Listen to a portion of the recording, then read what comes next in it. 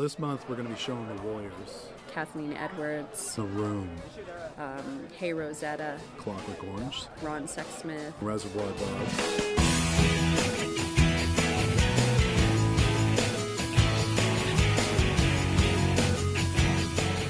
So basically it's called Classics every Friday night, and we did it on Saturday night as well for a while, but we eventually consolidated it to Friday evenings. It used to be Friday Night Horror and Saturday Night Cult, but now it's just a general Friday Night Cult film evening.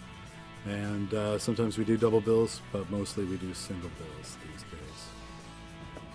Well, Rocky Horror always seems to go off well. Rocky Horror in January actually sold out. We had 450 here, and we turned away a lineup that went from our box office down to the Bank of Montreal, which is, you know, the end of the block. Those are some of the best nights too, especially when Time Warp comes on and everyone stands up and just goes for it. It's quite a sight, especially if the place is like jam-packed with people. It's kind of an amazing feeling. The main thing that I would say is I think we put the Rio on the map. Like when we first bought it, I had so many people saying to me, when I'd say, oh, we bought the Rio, they would say, the Rio, where's that? You know, they couldn't, like there's a giant Rio sign, and yet they still didn't know what it was or where it was. So the Rio really had no identity until we came along. And we've given it branding, we've given it identity, and also community has built up around it, which has been kind of an organic process. But now we have like over 3,000 members on Facebook, and we've got very loyal fans that tell me all the time how much they love the Rio, which is really great. We have a lot of concerts. A lot of the local promoters bring shows here. A lot of A-grade talent, I would say, and more all the time, the more we do it. Every time we've had a live show, everybody gets very excited about this room, and the acoustics are great. We're in the process of installing proper stage lighting and all that kind of stuff, which is just going to make it even that much better to see a live show at the Rio. We have Daniel Johnston coming on August 27th, which we're all really excited about. We've had stand-up comedy here. Paul F. Tompkins was here. We had Tommy Chong here. We had a really bizarre show back in April with Randy Quaid and his wife Evie were here. They're of course on the lam from California authorities and from this network of assassins they refer to as the Star Whackers.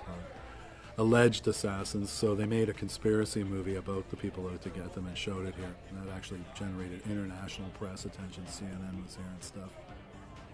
I think it's the movies that you wouldn't get a chance to see on the big screen are a lot of the ones that people come to. They missed it first time out, they weren't born, they were too young. You get a lot of people too, you can tell, you know, like they're pushing 40 or whatever, they're bringing their kid to come see some movie they loved when they were young. So that's another reason why we want to do more of the like 80s classics and 70s classics and 90s classics even, whenever period's fine. We offer a costume discount to add, encourage people to add to the atmosphere. Basically we encourage it to be film related, not just a random costume that has nothing to do with the movie, preferably film related. Sometimes we just let the host kind of make up the costume. We had a brain eating contest for Dead on Film involving Bloody Betty and Tristan Riss, two local performers. But it's a struggle, especially for an independent single screen movie house. So we're going to do less first run movies, do our special programming, and focus a lot on the live events. It's a great venue. It's one of the best live venues that you'll ever see in Vancouver. All these local independent theaters that are in smaller communities like East Vancouver or out in Kitsilano where the Hollywood is, a lot of people just want to stay in their own neighborhoods. They would like to be able to just walk and go see a movie or go see a show. I think it's a throwback, maybe, to a day that's long gone. It's all about Googleplexes and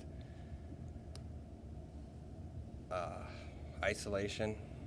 We're really community-based, and I think we pride ourselves on being something different in a world that everything seems the same.